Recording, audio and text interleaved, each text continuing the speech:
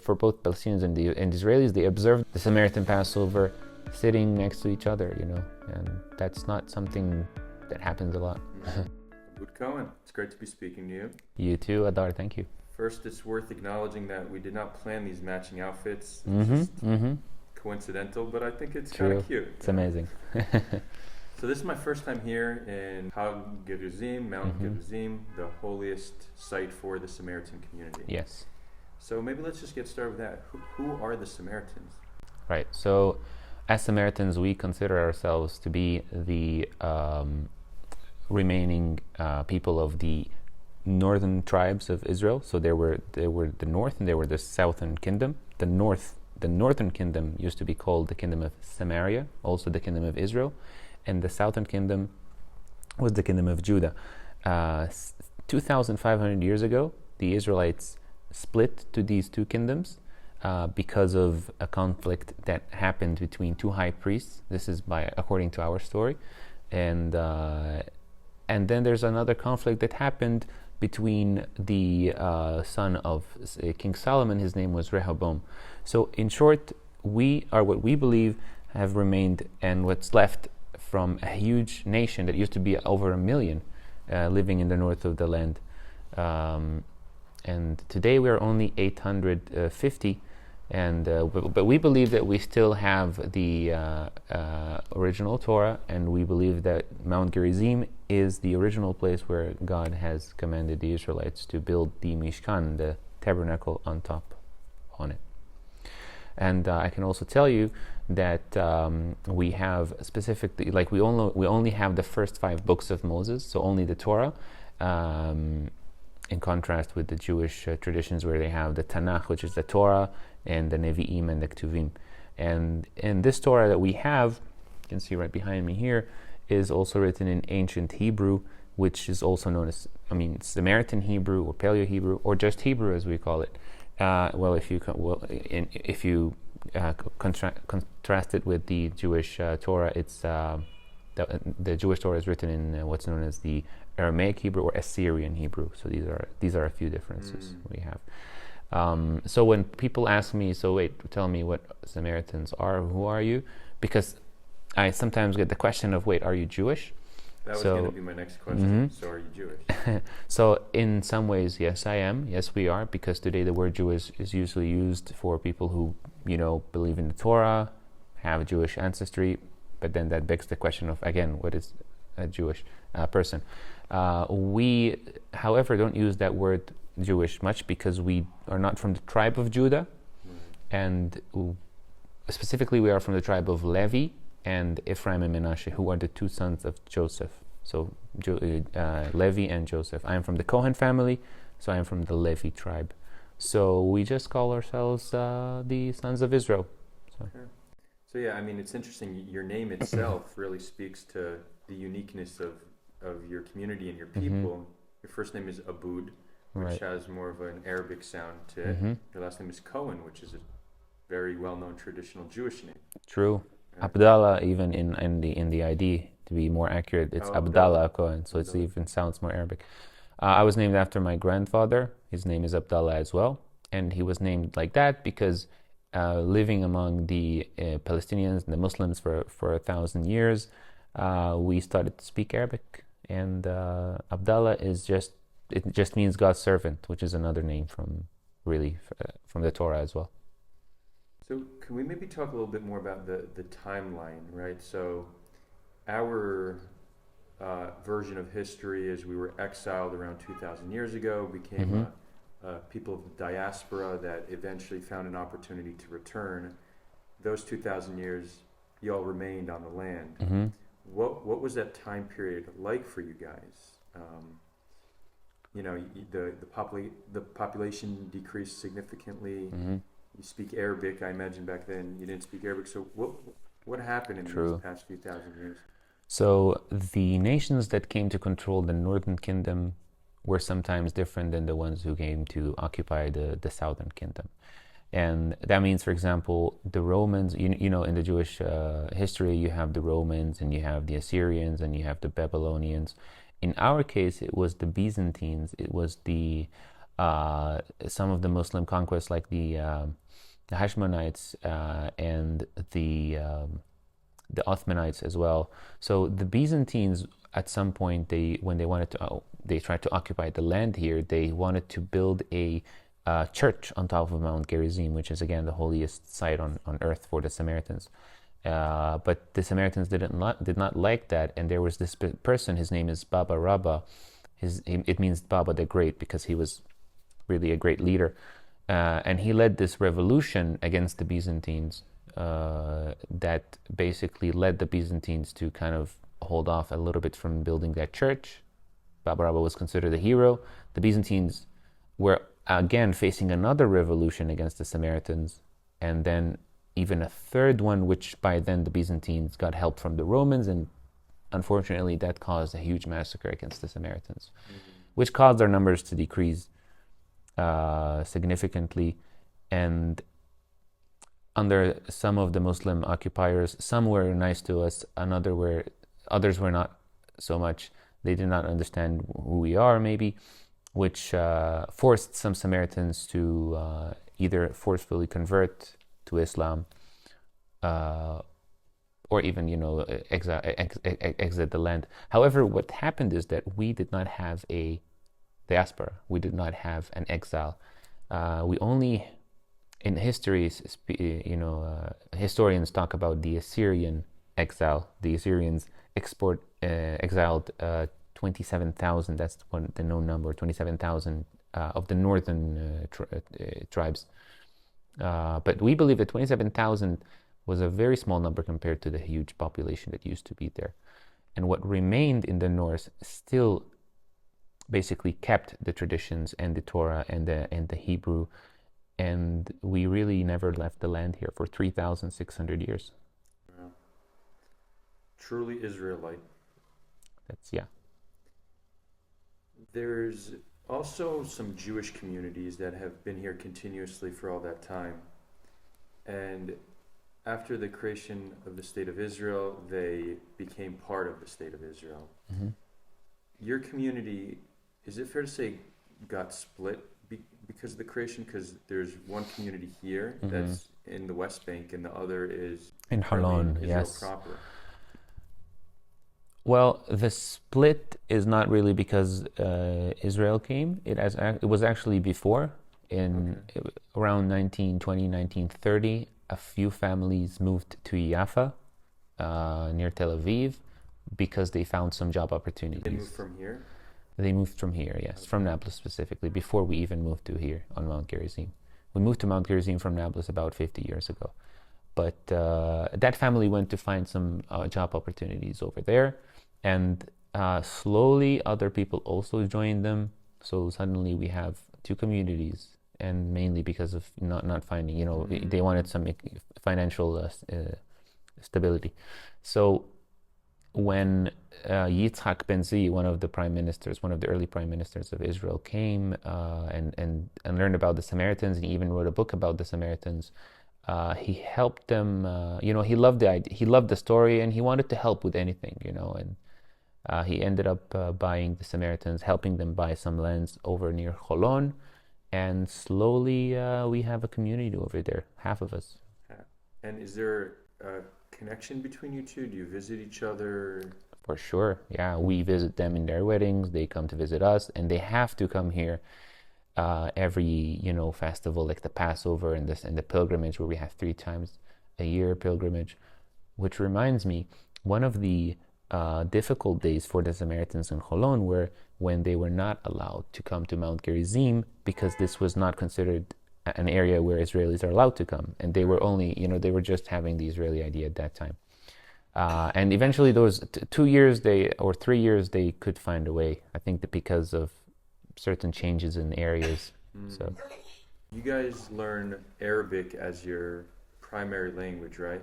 Yes, so we speak Arabic because we grow in Nablus. Right. Not grow in Nablus, but we go to the schools in Nablus if you're a Samaritan living here most of the time. So I'm hearing here as walking around, people are speaking Arabic amongst them. Yes. In Holon, is Hebrew their first language? Correct. But do they learn Arabic as well as part of their culture? So I'm wondering if there's some challenging communication after so many decades apart? One thing for sure, we speak Hebrew better than they speak Arabic. Okay. And that's probably because the Samaritans who live here, they might go to school in Nablus with the Palestinians, but because the salaries are usually higher in Israel, so they would go to Israeli companies, which means their Hebrew gets better. And the Samaritans in Holon, let's say the older generation used to mingle more with the Palestinians here. They used to come to Nablus more often, so their Arabic is better than the new generation. But still, they managed to Interesting. catch a few words. And it seems like most of the interactions, the community here are with Palestinians. Most of the relationships, most of the people you see day to day. The ones living in Holon, they're primarily interacting with Israelis. Is there any noticeable difference in how both communities perceive the conflict? Good question. Well, listen, you have to take into account, first of all, the source of news both people get. I mean, here, Two usually versions of fake news. Yeah, because it does affect, right? And here we usually have the TV on or YouTube or whatever on both. We want to see both the Palestinian and the Israeli side. And I know some of them over there have the same. But I'll tell you what, the ones who live here, like me, I have Palestinian friends visiting me at least 3 times a week, right? And this obviously, means that I go to Nablus as well, and I buy my stuff from there, and it's just cheaper sometimes, it's closer. Their hummus is amazing. So that means that I also love the culture here, and the same thing goes for the Samaritans who live in Holon. They obviously have more interactions with the Israelis, and they obviously, they go to their schools and they work there. I worked there as well, so I have also many Israeli friends. So it really goes on both. We have empathy for both people. That's the thing. However, maybe the Samaritans in Israel, especially the new generation, have less connections with the Palestinians in Nablus today. I'm not trying to say that they have less empathy for the Palestinians there, but it's just that they just have less interactions. Right, which generally leads to less empathy, just naturally. If you don't know the people, when you hear about their suffering, you don't feel it as much. Yeah. So in general, if I want to just summarize it, we really love both people here. We want peace for both people, and as a Samaritan who lives on Mount Gerizim, I sometimes even go through checkpoints here, even though it may be easier than the Palestinians. But I can feel. What makes it easier? Do they know you're Samaritan? They not necessarily Samaritan. I have an Israeli licensed car plate, which makes it just easier. But at the same time, I sometimes wait in line. Right. And I heard some cities you have to wait 2 hours in the morning for you to get to your job. So I empathize with that. Right. And I think you mentioned this before, but you see the Samaritans as a potential bridge for peace between both sides. Yeah. What's your vision for how that can play out? So it's not as simple as it sounds, first of all, because the Israeli-Palestinian conflict is probably the most complicated in the world. But certain interactions that happened with me in my life have made me believe that one solution is to have both people meet in person, not the government negotiating. I mean, that's one thing that has to happen. Politics are important, of course. But when two people sit in front of each other and they talk it out and they understand why are they angry about the other side, and vice versa, I think that's one solution. And this place here is one of the few places where Israelis and Palestinians are allowed to come here without, feeling like they're breaking the law or anything. Whether it's Israelis going to Palestinian areas or Palestinians going to Israeli areas. This is where both people are allowed to come. So maybe now is a good time to just mention that before we started recording, we spoke about an idea to start setting up conversations right here as kind of a neutral territory. Correct. So for those viewing, stay tuned for more. True. An example of that is the Passover. When people, when we invite people for the Passover, they come here for both Palestinians and the Israelis. They observe the Passover, the Samaritan Passover, sitting next to each other. And that's not something that happens a lot. When it comes to solutions to the conflict, is there like one that you have in mind that you think is best? Like we hear 2 states, we hear 1 state. How do you see that? So first of all, I'm not sure about the 1 state or 2 state. I haven't dug deep into like what's the precautions of all of both of those. However, if I have to kind of like throw, again, it's really difficult to know what one thing, but if I have to throw something, I had a podcast about peace and I still dig deep and want to know more. But if I had to throw something, it's probably just, and I hope I don't get any hate for this, but there's some radicalness on both sides. And I think when you have a radical belief or something like that, then it's hard to change your ideas, especially at a young age. So if there's any kind of, if any kid on both sides grow up on seeing the other side as enemy, that just gets harder to change that. Right. And especially if they feel like they are not having the same rights. So I think it sounds maybe naive, but both people have to have the same rights to call a lawyer, or to basic needs, to education, to labs. There's something, I worked in customs, and for a year I worked in customs, and I learned that, for example, there are things where Palestinians, if they want to order, they're not allowed to because things are considered dual use.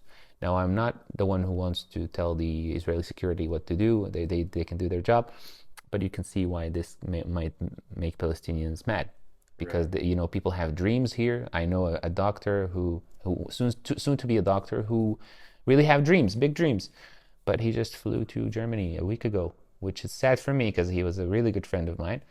But he told me, I just can't do it here. I just don't see a future here. Because he believes that he doesn't have the same rights as Israelis. So that's one thing. Right. So that's more a framework of how to look at it, as opposed to what the exact solution is. It's just something that will need to be required. Correct. It's and that could be with 1 state or 2 states. Yeah. Right.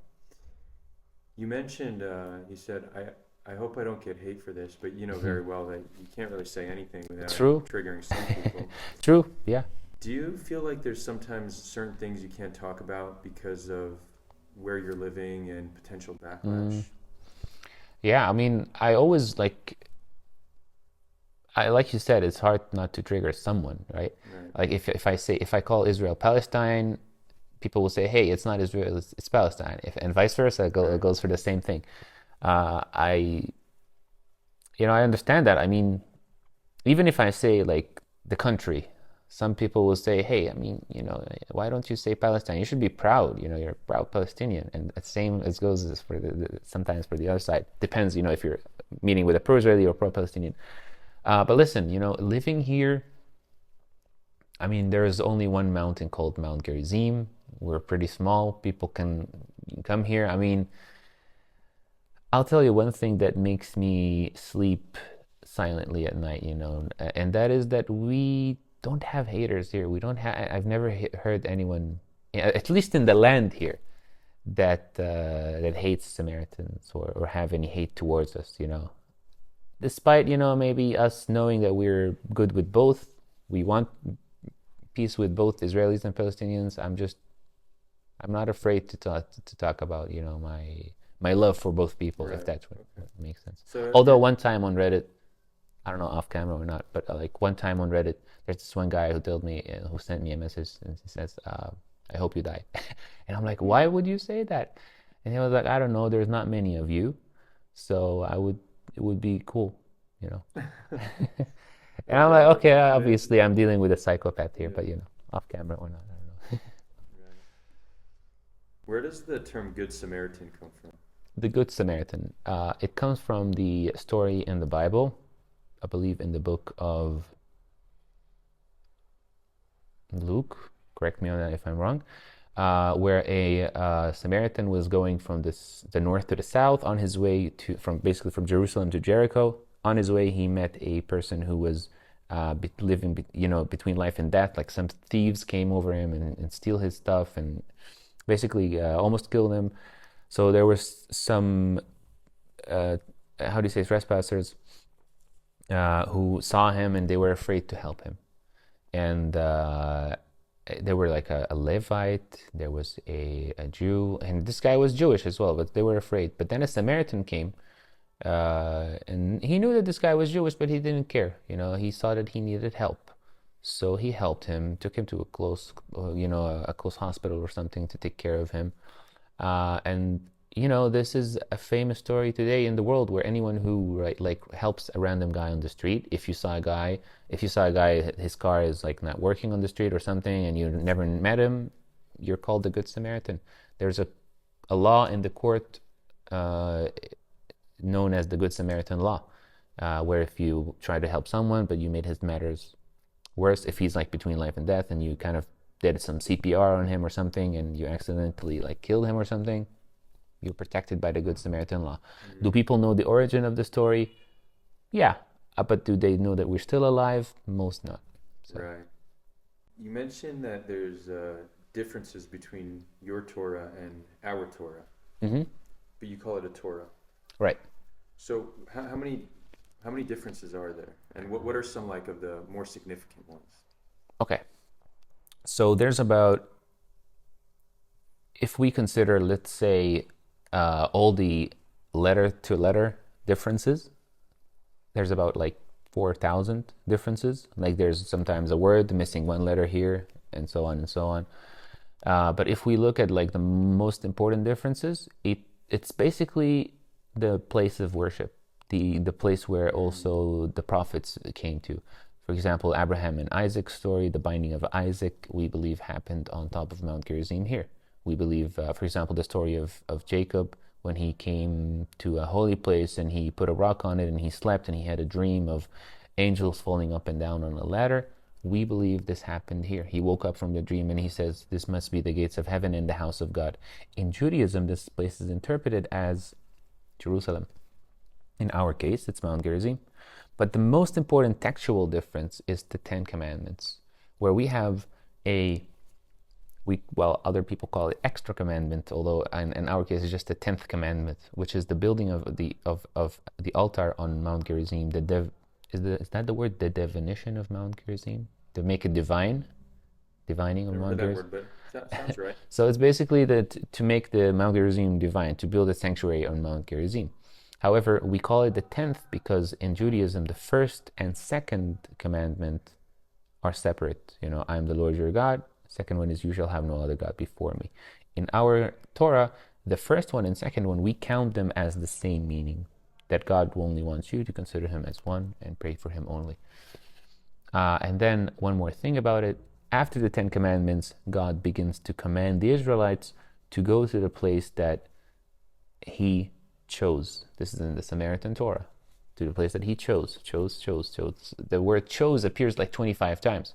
If you go to the Jewish version of the Torah, again, after the Ten Commandments, the place hasn't been chosen yet because it was not mentioned in the Ten Commandments, as we believe. So in the Jewish Torah, it is will choose, which will be Jerusalem at some point.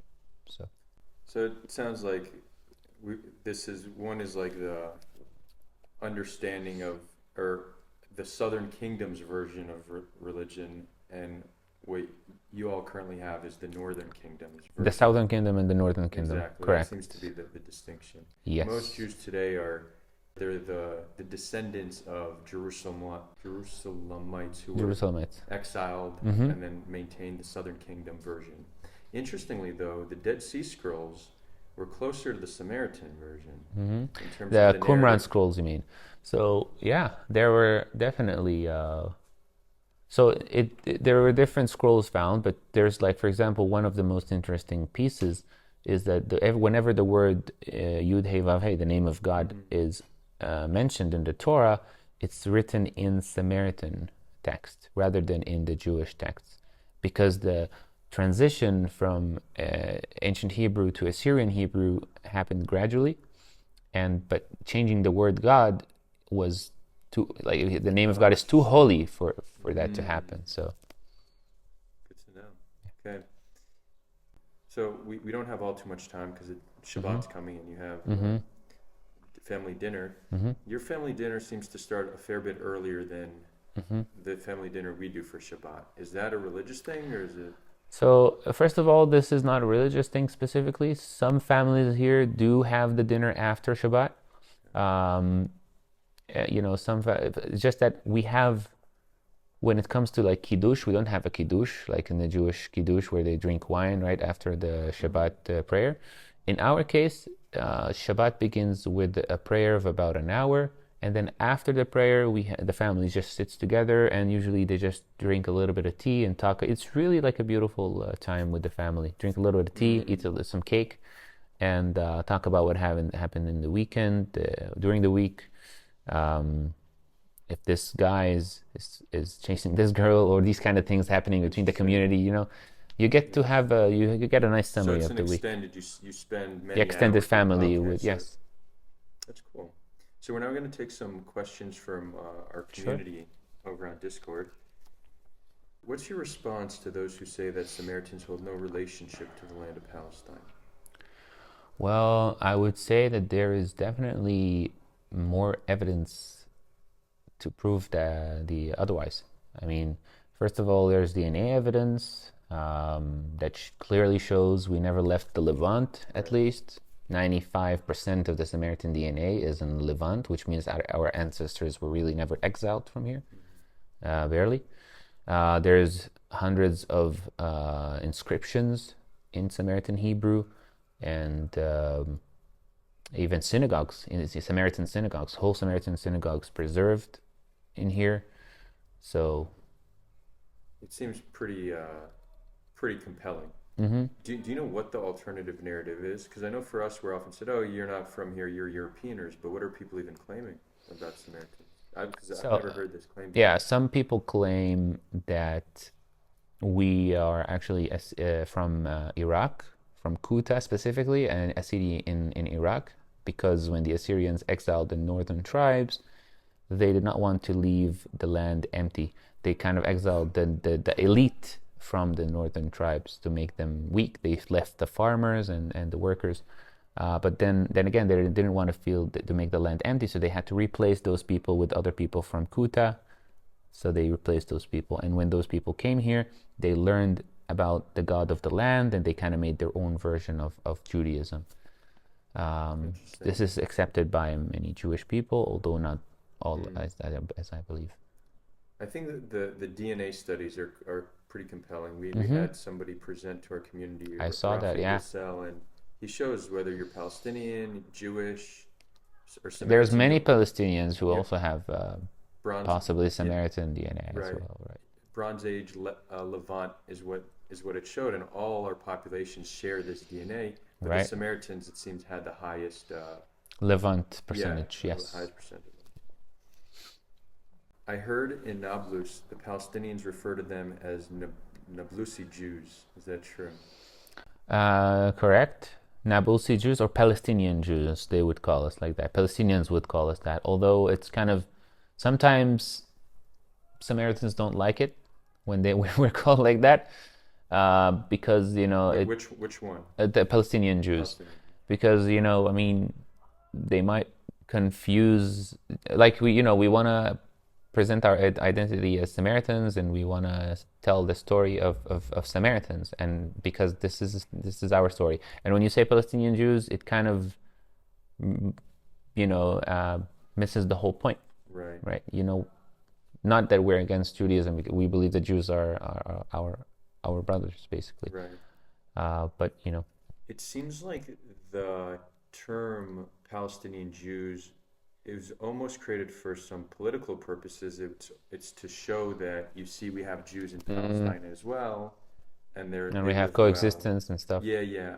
that was my impression from where that came from. But it'd be interesting to know the history.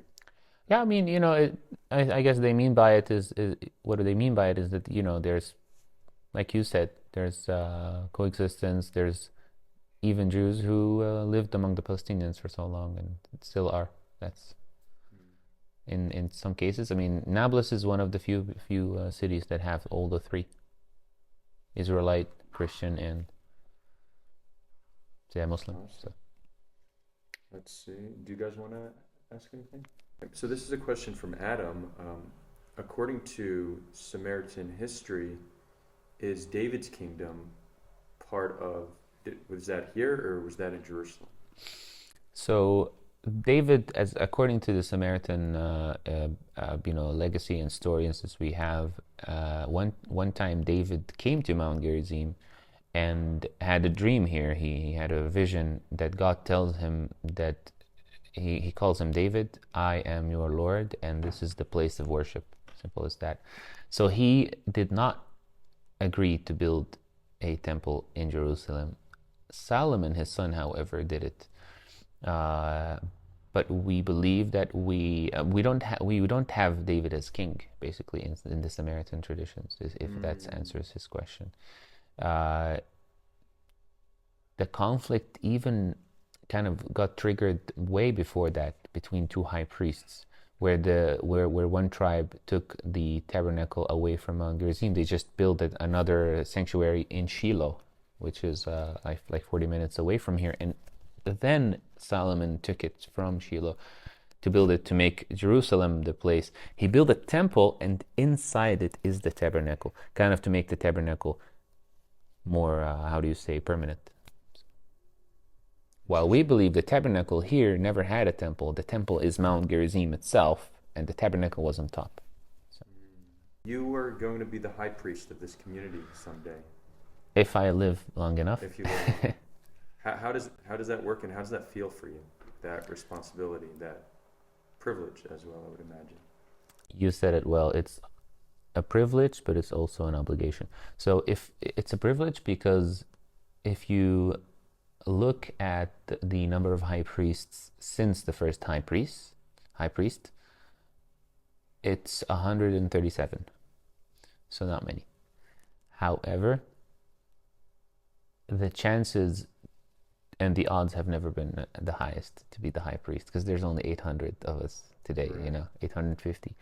And first of all, to be on that list is a huge honor. It's like the history of the Israelites we're talking about here, right? But an obligation, because you want to represent the community well, but you also want to be a good leader. You want to learn the tradition well. You want to recite the verses correctly. You want to learn some of them by heart.